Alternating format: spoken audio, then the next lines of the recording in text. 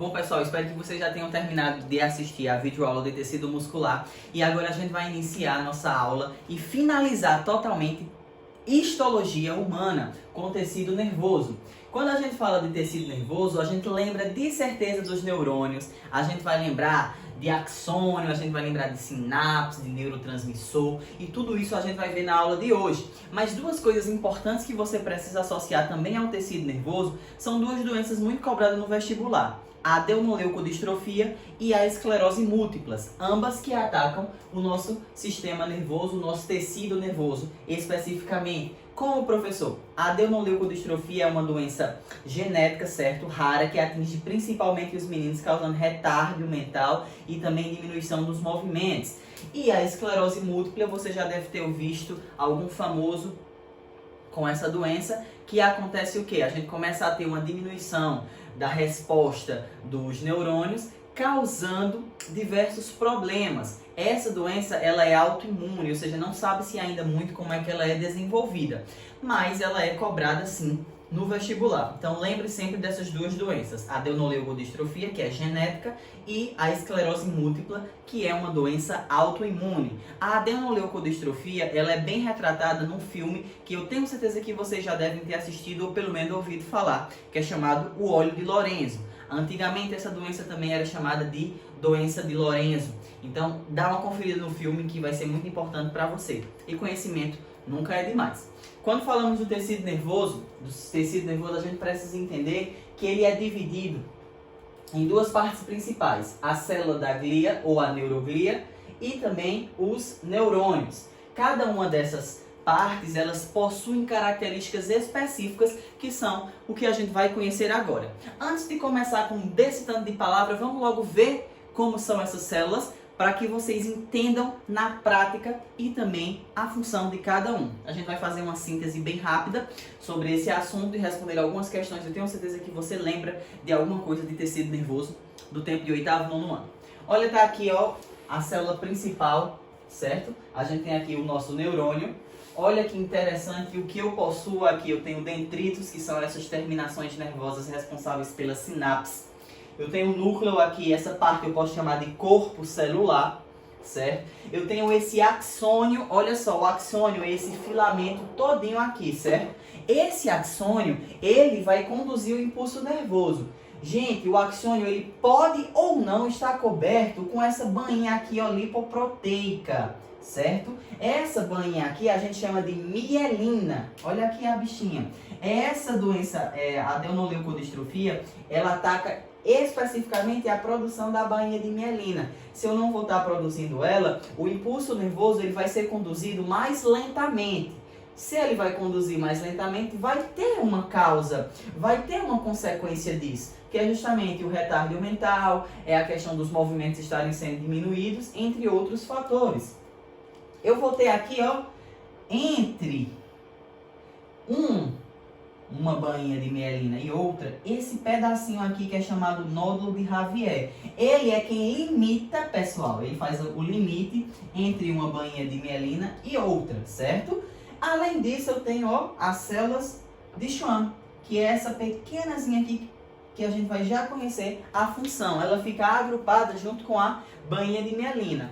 Ah, o que é que está apontando aqui, professor? A sinapse? Sim, a sinapse, que é propriamente dito a condução do impulso nervoso, ela vai acontecer aqui, ó, nessas terminações nervosas entre um neurônio e outro. Lembre-se uma coisa importante, que a bainha de mielina ela é importante para aumentar a velocidade do impulso nervoso, que também é chamado de potencial de ação.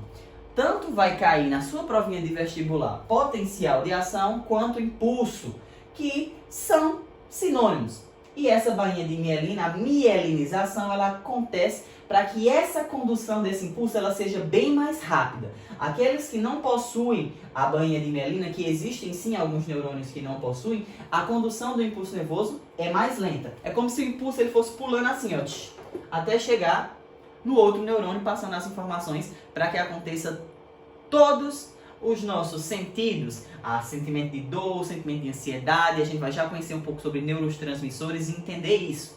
E uma coisa interessante, Os neurônios, eles sempre são conectados por esses dendritos que ficam aqui, ó, certo? Então eles vão formando.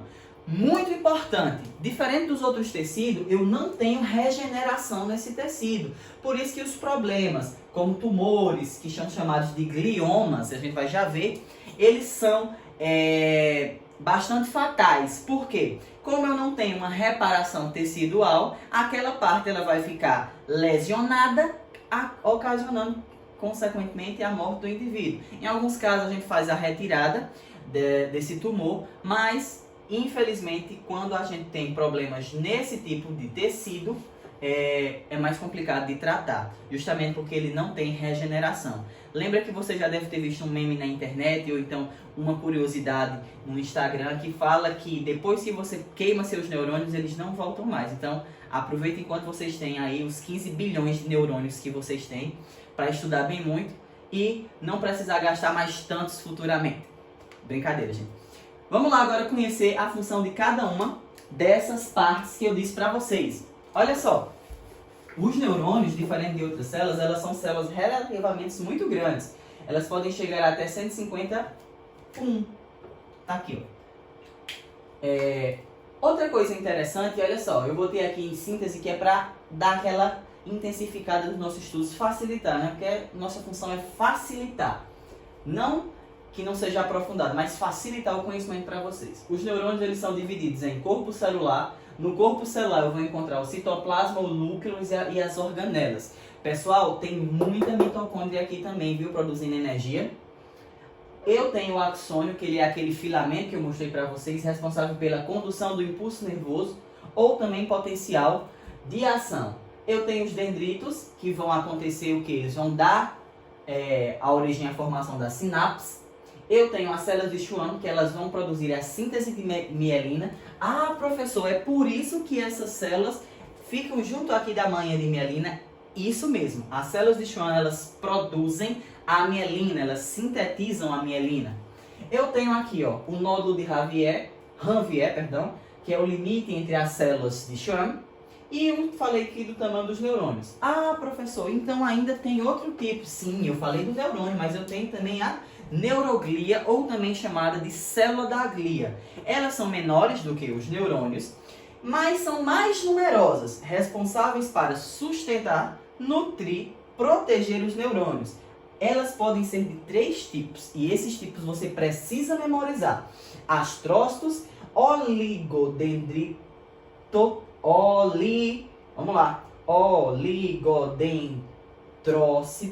e a microglia. Vamos lá conhecer esses trava-línguas de células. Aqui estão essas células, olha só. Os astrócitos, eles têm função de sustentação e eles recebem esse nome, principalmente para a Analísia, que gosta de perguntar muito porque aqui tem essa forma, por conta eles têm a forma de estrela, por isso que fala astrócito.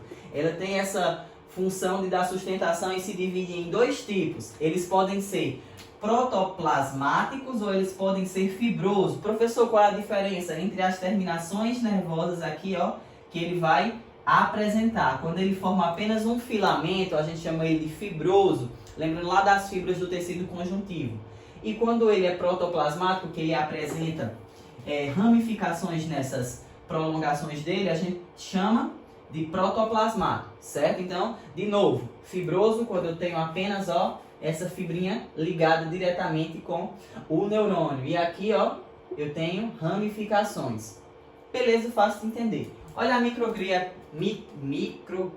microglia, não sei nem falar, misericórdia, olha lá. A microglia, a gente tem aqui esse formato e a função dela é bastante semelhante com uma função lá dos outros tecidos que a gente já estudou, ó. Ela tem função de fagocitar. Ela vai proteger esse tipo de tecido contra invasores. E os oligodendrócitos, eles vão produzir também a mielina. Olha aqui eles, ó. Bonitinhos, certo? Cada um deles com uma função específica. Lembrando que essa classificação aqui são classificações das células que estão presentes nas células da glia, diferente dos neurônios. Então elas atuam em conjunto para que aconteça a condução do impulso nervoso. Questões como do ato reflexo a gente vai estudar quando estiver estudando o sistema nervoso, que vai ter o periférico e o central. Aqui a gente vai estar conhecendo as células do tecido nervoso e a função de cada uma delas, para que quando for a resposta do ato do sistema nervoso, do ato reflexo, você consiga identificar cada uma delas. Então vamos recapitular. Eu tenho dois tipos de células no tecido nervoso. Quais são elas? Os neurônios, que é o principal, e as células da glia. As células da glia podem ser de três tipos: astrócitos, microglia, podem ser oligodendrócitos, e cada um apresenta uma função. Quais são essas funções, professor? O astrócito sustenta, a microglia fagocita e o oligodendrócito ele produz mielina, assim como as células de Schwann. Dando aqui, ó, continuidade, a gente vai ver como acontece a condução do impulso nervoso. Na aula passada vocês assistiram a condução da contração muscular. Agora a gente vai conhecer como acontece a condução do impulso nervoso. Como é que acontece, professor? Lembra que a condução do impulso nervoso é um tipo de transporte que a gente já estudou lá no cursinho há um tempinho, que é chamado de bomba de sódio e potássio. É o tipo de transporte que gasta energia, por isso que ele é chamado de transporte ativo, ou seja, eu vou ter um gasto de ATP para que isso daqui aconteça. E ele vai acontecer da seguinte forma. Primeiro eu tenho que entender que a membrana ela tem uma polaridade e ela tem uma carga também diferente de dentro e de fora, ou seja, dentro ela vai ser positiva e fora ela vai ser negativa. Quando eu recebo estímulo para que comece a condução do impulso nervoso, eu vou ter as células de dentro, a parte de dentro, colocando o potássio para fora e o sódio entrando para dentro da célula. Por isso que chama de bomba de sódio e potássio. O potássio sai e o sódio entra. Quando eu estou aqui sem acontecer esse impulso nervoso, que fica acontecendo tecnicamente o tempo todo, mas quando ela está em repouso, ela apresenta um potencial com menos 70 microvolts, certo? Então lembra disso daí, viu? Quando está em repouso aqui, que eu não estou conduzindo o impulso nervoso, o meu potencial é menos 70 microvolts. Quando vai acontecer o impulso nervoso, eu vou chamar de processo de despolarização. O impulso vai começar a acontecer, ele vai ser transferido aqui por o axônio, aqui é como se fosse o neurônio, e aqui está tendo o axônio sendo transferido, ó, a informação, só que tipo num piscar de olhos. Eu vou ter a despolarização da membrana, ela vai de 0 até 30 microvolts. Então ela estava menos 70, teve a despolarização e ela foi de 0 até 30 microvolts. Preste atenção que você vai entender. Quando esse processo ele está acontecendo, certo? Então isso aqui vai estar aqui, ele estava menos 70 microvolts, iniciou-se. Então aqui eu não tenho mais menos 70, eu vou ter 0 microvolts e vou chegar até 30 microvolts durante essa condução, durante essa passagem aqui do impulso nervoso. Depois que o impulso passar por a partezinha do axônio, o que fica para trás volta a ter o menos 70, ou seja, volta a ter o potencial de repouso. Nessa parte que eu vou chamar de processo de repolarização, a célula, ou seja, a membrana desse neurônio, ela volta a estar com menos 70 microvolts. Gente, mais uma vez, a condução do impulso nervoso acontece em duas partes. A parte de despolarização, que é quando eu vou iniciar, e a parte de repolarização, que é quando eu passo com o impulso nervoso. Então vem aqui o comando, estava menos 70. Assim que chegou, mudou. Ele vai ter uma variação de 0 até 30 microvolts. Depois, ele vai voltar ao normal e fica com menos 70. Esse processo gasta energia. O que é que acontece durante esse processo, professor? Eu tenho aqui fora várias partículas de Na, certo? E aqui dentro eu tenho o potássio. Esse potássio ele vai sair e o Na vai entrar aqui dentro, certo? Causando uma mudança na polarização e acontecendo o impulso nervoso. Consequentemente, eu vou ter, um tipo de transporte. E que transporte é esse, professor? Ela é a bomba de sódio e potássio que a gente já estudou lá atrás, certo? Então é assim que acontece o impulso nervoso. Eu sei que a minha membrana, da membrana do meu neurônio, externamente ela é positiva, internamente ela é negativa. Externamente eu tenho sódio e cloro e internamente eu tenho potássio. Professor, e o resto das outras coisas também tem? Tem, mas como a gente está trabalhando especificamente aqui a condução do impulso nervoso, eu tenho que entender esses 3 elementos aqui.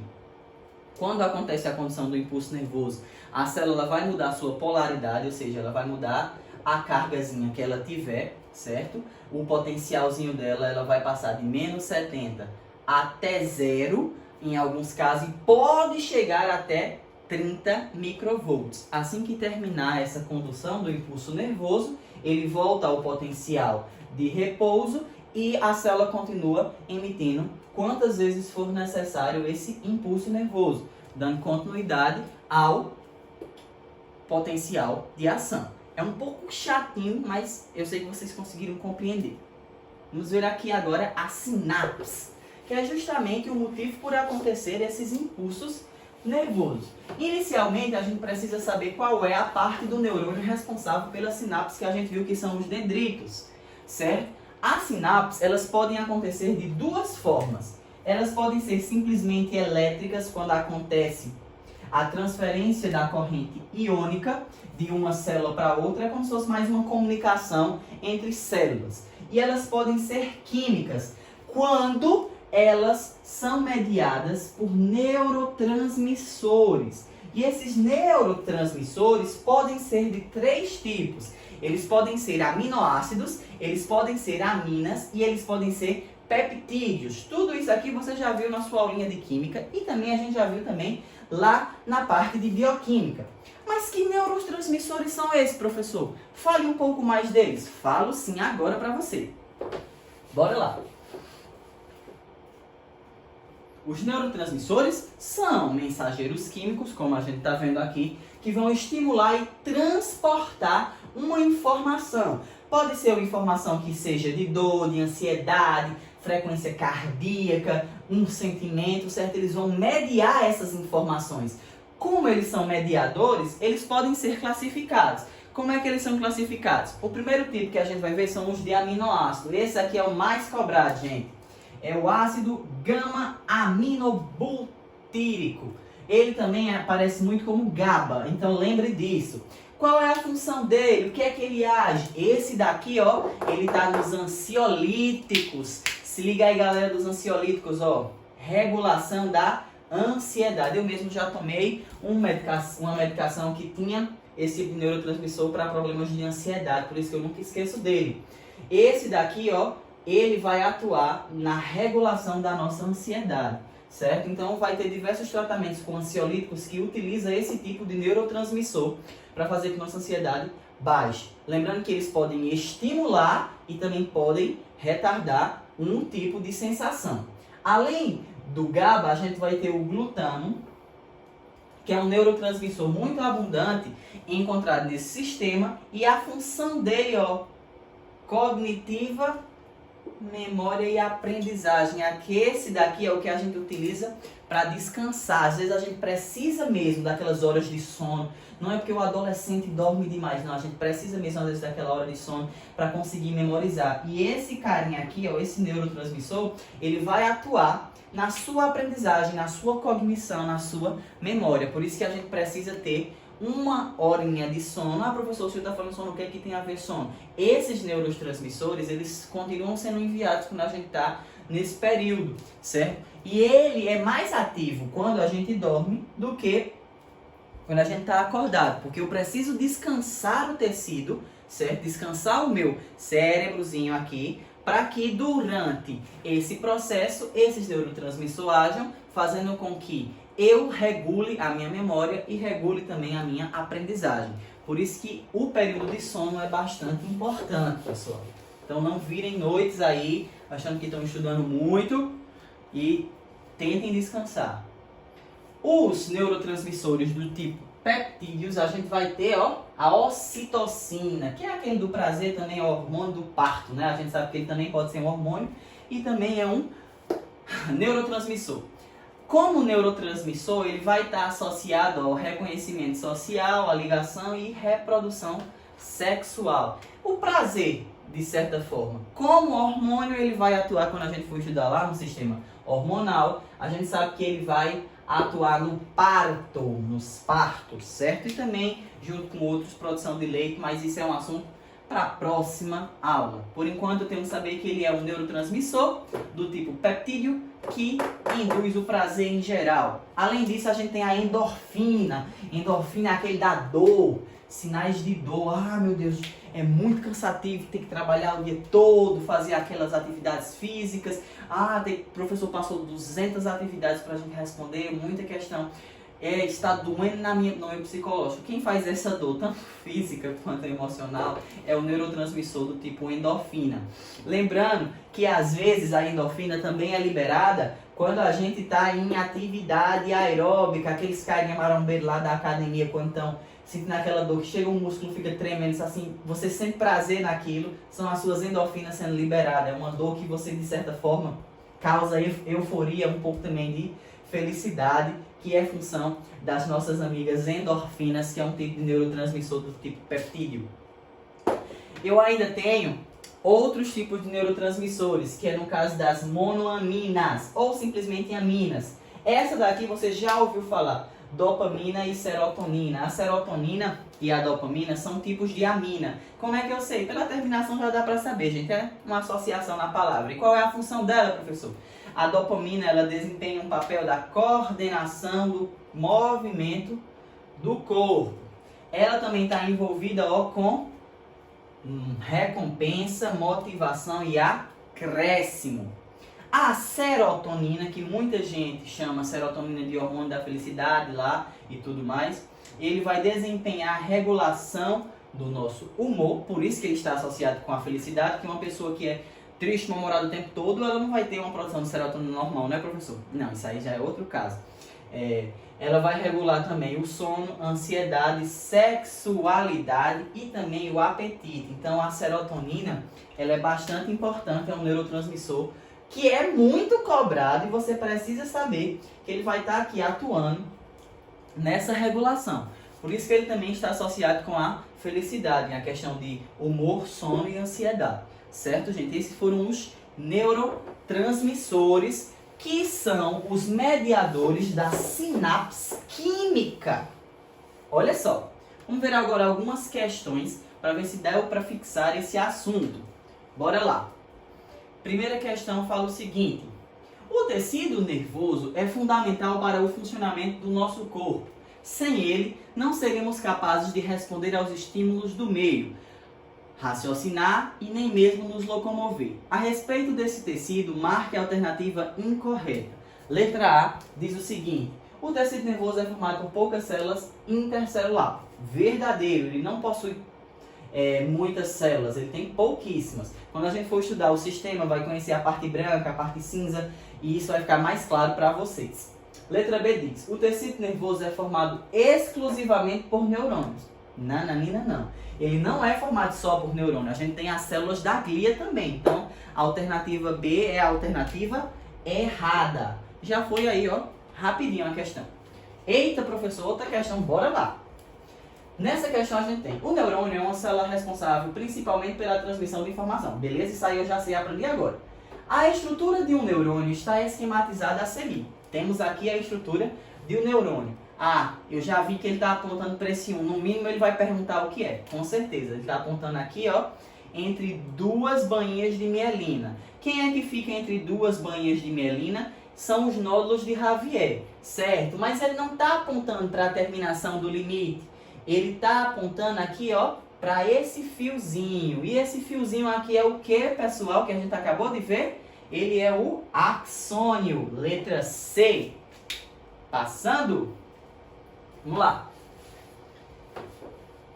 É possível observar na região do axônio uma membrana rica em lipídios. Eita, lipídio. Quem aqui é lipoproteica que eu falei para vocês? Isso, a mielina. Que funciona como um isolante, tornando o impulso saltatório. Lembra que eu disse que o impulso ele vai, ó, pulando, lá no comecinho da aula. Essa membrana, que é formada por prolongamentos de oligodendrócitos, recebe o nome de... Quem é essa membrana, gente? A bainha de mielina, que está associada com a adenoleukodistrofia, a doença de Lorenzo, que foi o primeiro tema que a gente conversou nessa aula. Se liga aí, pessoal. A esclerose múltipla, olha aí, ó, aqui eu falei para vocês, a doençazinha autoimune, certo? É importante saber sobre ela. É uma doença causada pela perda da bainha de mielina, desmielinação dos neurônios. Essa alteração dos neurônios tem como consequência, se eles vão estar perdendo a mielina, consequentemente o impulso nervoso vai ser prejudicado, fazendo com que ele se torne mais lento e, consequentemente, problemas aconteçam na pessoa. A alternativa que fala a respeito disso será, vamos ler a letra A, aumento das expansões da membrana plasmática do axônio na tentativa de repor a bainha de mielina? Não. A diminuição do espaço entre os nódulos de Ranvier? Também não. A diminuição da velocidade, agora sim, a diminuição da velocidade de propagação dos impulsos nervosos nos neurônios afetados pela doença. Exatamente. Como eu não vou ter a mielina, eu vou ter a diminuição dessa propagação. Lembre que a mielina ela serve para aumentar essa propagação, para que ela aconteça mais rapidamente, ó, em impulsos saltatórios. Então é importante saber disso, que quando falar de esclerose múltipla, eu vou estar associado também com a bainha de mielina e, consequentemente, eu vou estar tendo uma diminuição na condução do impulso nervoso. Deixa eu ver se tem mais alguma questão. Epa, tem mais uma questão, bora lá. Aqui, ó, ele vai perguntar, com certeza, da bainha de mielina. Já vi aqui.